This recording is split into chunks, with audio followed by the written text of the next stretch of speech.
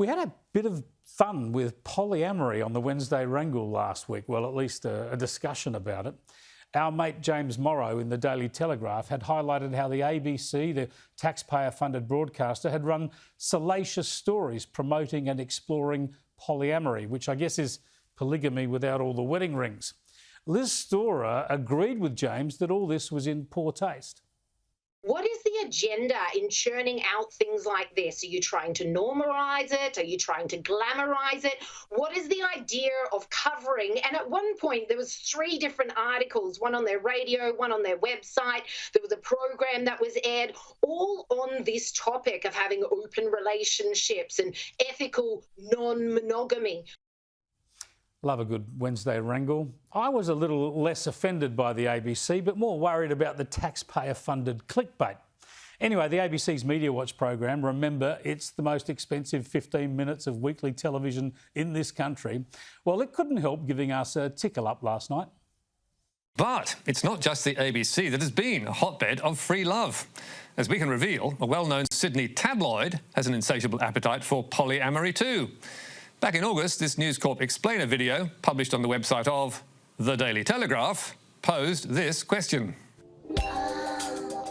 Have you or your partner ever thought about adding another someone special into the mix? Bit risque for this time of the evening, isn't it? Well, yes, Paul Barry, other media run this sort of stuff too. I think we know that. I mean, if you want to get right into this stuff, Paul, there are magazines and websites, all sorts of stuff you can subscribe to. That's hardly the point. Media Watch thought it was all about double standards. Yes, it seems ordinary Australians are interested in this stuff after all. And if it is warped, disgraceful rubbish, surely James Morrow and those Sky commentators should direct their outrage at the Telegraph too. Or we'd have to conclude they're just a bunch of hypocrites. Really? Hypocrites? Another insult, hey, from Paul Barry and Media Watch. Is it too much to expect a taxpayer-funded public broadcaster to do better with $1 billion a year than to produce pointless, titillating clickbait? Yes, Paul, other media does this stuff too. And no, it doesn't necessarily destroy the foundations of our society. But where's the case for taxpayers' money to be used for this tosh?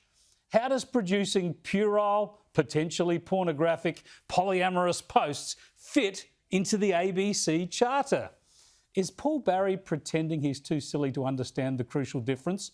Or does he really not understand that the ABC is there for a purpose that's supposed to be intellectually and financially justifiable? I mean, if Media Watch's argument is that the ABC can produce any stories that other media see fit to publish, then how come we don't see anything about the cost of climate policies on the ABC? How come other media publish concerns about, I don't know, Joe Biden's mental faculties, but the ABC doesn't? Other media have revealed how the whole Russian collusion conspiracy theory against Donald Trump turned out to be a delusion, but the ABC doesn't run that story. If the ABC can do polyamory, Paul, maybe it could muscle up and do a plurality of ideas as well.